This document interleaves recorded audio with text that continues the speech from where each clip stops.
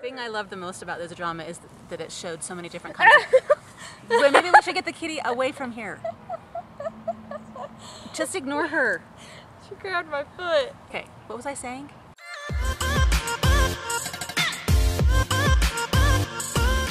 Hello, I'm Toto. I'm Suey. Woo! Talking about K-dramas today. K-drama party. Just decided we wanted some more things about K-dramas on the channel and not all K-pop, and hopefully you'll watch it and let us know which dramas you're watching and which ones you think we should watch. I don't watch as many K-dramas. I think I've probably only watched probably not even 10. I've probably watched 75. No, maybe more like 50 or 60 actually. Only 50. This summer I wanted Toto to watch Just Between Lovers because I thought she would really like that one. It's one I watched a few months ago. I watched the first three with her, but then she watched the rest of it on her own.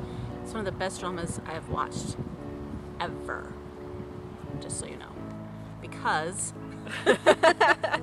it shows a lot of really good different relationships. Oh yeah. It's about a dude, as they all are. Well, it's about a dude and a girl. As they all are. 12 years ago, before the drama takes place, there's a brand new mall, and the mall collapses. And there's like nearly 50 people who die in it. And our characters are mixed up in that whole incident. Let's just say that. So they're suffering, especially the guy, is suffering from PTSD. Yes, PTSD.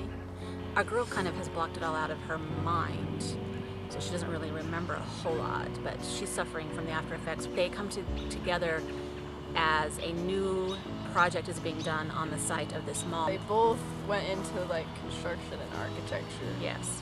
And so now they're working together on the project to build a memorial for the people who died in the mall accident. So that's the background of the story. And there's a lot of flashbacks. We're learning how the boy made it through everything, and he did by having interesting relationships with all these people. So he's got the relationship with an older lady that he calls Grandma, who loaned him money and then kind of took him under her wing. And she also provides him medication for his aches and pains because he has a lot of physical issues. He also has an interesting relationship in the hotel with a prostitute, basically, and he calls her his Nuna, and we find out the reason that they have a relationship. She has taken him under her wing also, as in kind of a brother-sister relationship. He lives in a hotel, and he gets taken care of by the hotel owner and her disabled son, mentally disabled son, who considers him his big brother. Who he calls the main dude young, even though he's younger. Right, and that relationship is one of the best ones ever because you absolutely fall in love with this guy who acts like a kid because his mental abilities are on a kid level. The acting is fantastic. You get attached to him so fast. The connection between those two characters are really awesome. Her friend is in a wheelchair, and so you see her deal with physical disabilities. I don't know if they were trying to make a statement by having a mentally disabled and a physically disabled person, plus people dealing with PTSD. Also the age thing with the grandma, how important that is for people to have relationships with older people. I don't know, I just found it really, really cool that they addressed kind of all these diverse characters without really shoving it in your face either. That's not really part of the story, that's just something that those are just the characters. Just the characters, yeah. And this one had an amazing soundtrack, some really hauntingly beautiful songs, and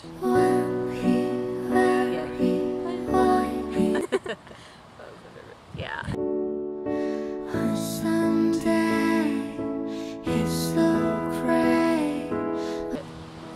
And Junho, who is from 2 PM, is the lead guy, and I didn't really know who he was before I watched this drama. I don't know anything about 2 PM really. I just knew that's who it was, and I was curious about it. But he is really good. He's a really good actor. So I loved learning about him and getting to know what he's like a little bit. I think the girl was really cute. Yeah. It's just really, really good. all the way around, all the different aspects. After this, we're going to talk about spoilery stuff, so don't watch this part if you haven't watched it yet. They killed us with the ending because they make you think that he's dead. They make you think that he didn't make it.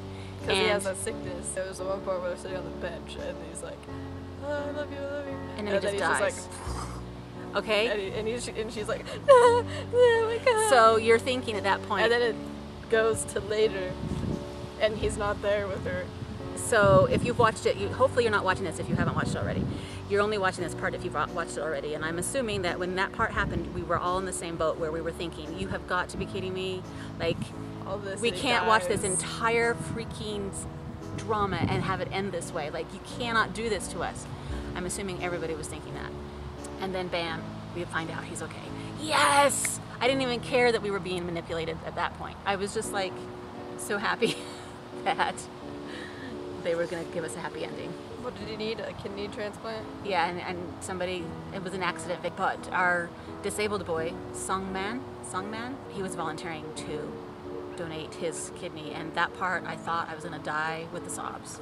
This drama also has one of my all-time favorite scenes in it, which is when the grandma is dying, and so she's in her hospital bed, and all the characters from the entire drama, all the ones we love anyway, are gathered around her. She's, you know, smiling happily, and they're all joking and being funny. And inside of his head, our main guy is remembering something that the grandma has said to him in the past. So the grandma says to him, living is just a repetition of regrets and failures. And he says he remembers saying back to her, then what's the point of living? Like, if you're just gonna keep making mistakes and failures, then what's the point of living? And she said to him, it's to make better mistakes and failures, right? Just keep making them better and better. And then she's like, so don't be a scaredy cat. Or don't be scared and just live.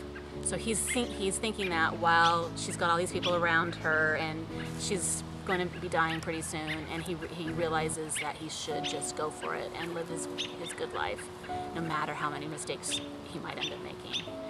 This is my favorite scene ever. So simple. Such a simple scene. Do you have a favorite scene?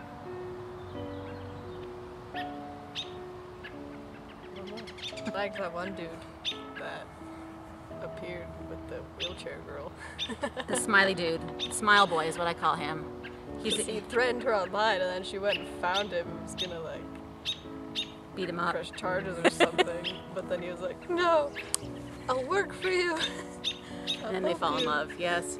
Oh, and it has a really tall dude. E something. They're all E's. 6 foot.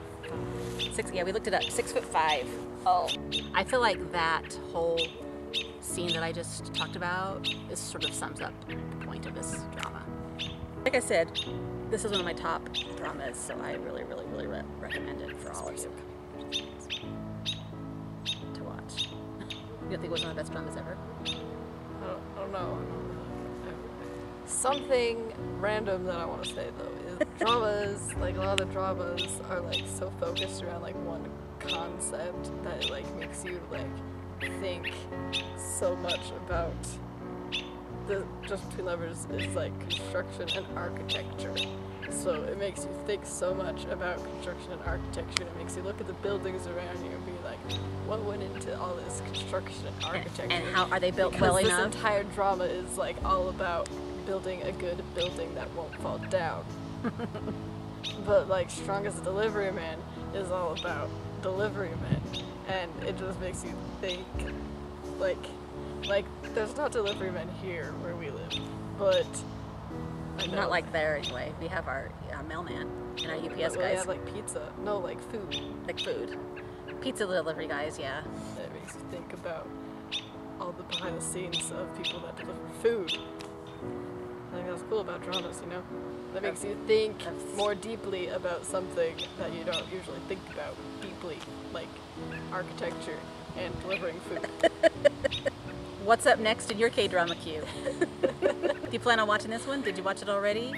What's been your favorite drama lately? Let us know in comments.